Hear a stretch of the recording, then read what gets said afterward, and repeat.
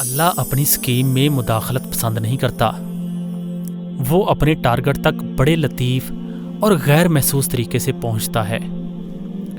یوسف کو بادشاہی کا خواب دکھایا، باپ کو بھی پتہ چل گیا ایک موجودہ نبی ہے تو دوسرا مستقبل کا نبی ہے، مگر دونوں کو ہوا نہیں لگنے دی کہ یہ کیسے ہوگا۔ خواب خوشی کا تھا مگر چکا غم کا چلا دیا۔ یوسف 2 کلومیٹر دور کنویں میں پڑا ہے، خوشبو نہیں آنے دی۔ اگر خوشبو آ گئی تو باپ ہے، رہ نہیں سکے گا، جا کر نکلوا لے گا، جبکہ بادشاہی کے لیے سفر اسی کنویں سے لکھا گیا تھا۔ سمجھا دوں گا تو بھی اخلاقی طور پر بہت برا لگتا ہے کہ ایک باپ اپنے بیٹے کو بادشاہ بنانے کے لیے اسے کنویں میں ڈال کر درخت کے پیچھے سے جھانک جھانک کر دیکھ رہا ہے کہ قافلے والوں نے اٹھایا ہے یا نہیں اٹھایا، لہٰذا سارا انتظام اپنے ہاتھ میں رکھا ہے۔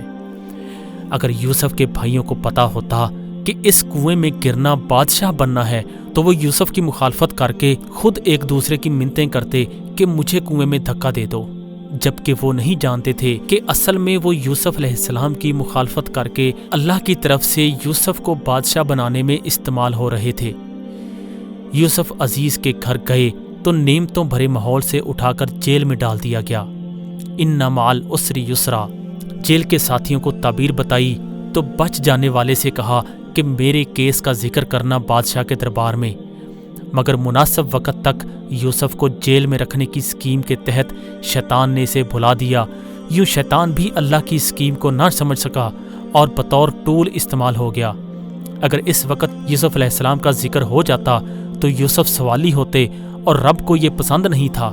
اس کی اسکیم میں بادشاہ کو سوالی بن کر آنا تھا اور پھر بادشاہ کو خواب دکھا کر سوالی بنایا، اور یوسف علیہ السلام کی تعبیر نے ان کی عقل و دانش کا سکہ جما دیا۔ بادشاہ نے بلایا تو فرمایا، جب تک عورتوں والے کیس میں میری بے گناہی ثابت نہ ہو جائے میں باہر نہیں آؤں گا۔ عورتیں بلوائی گئیں، سب نے یوسف علیہ السلام کی پاک دامنی کی گواہی دی اور زلیخا نے سر عام جھوٹ کا اعتراف کر لیا۔ وہی قحط کا خواب جو بادشاہ کو یوسف کے پاس لایا تھا، وہی قحط ہانک کر یوسف کے بھائیوں کو بھی اس کے دربار میں لے آیا اور دکھا دیا کہ یہ وہ بے بس معصوم بچہ ہے جسے تمہارے حسد نے بادشاہ بنا دیا ہے۔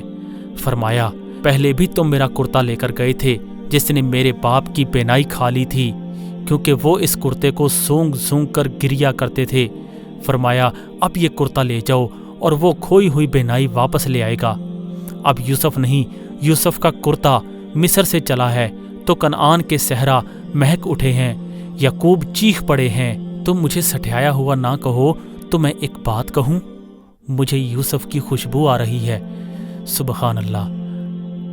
جب رب نہیں چاہتا تھا تو 2 کلومیٹر دور کے کنویں سے خبر نہیں آنے دی، جب سوئچ آن کیا ہے تو مصر سے کنعان تک خوشبو سفر کر گئی ہے۔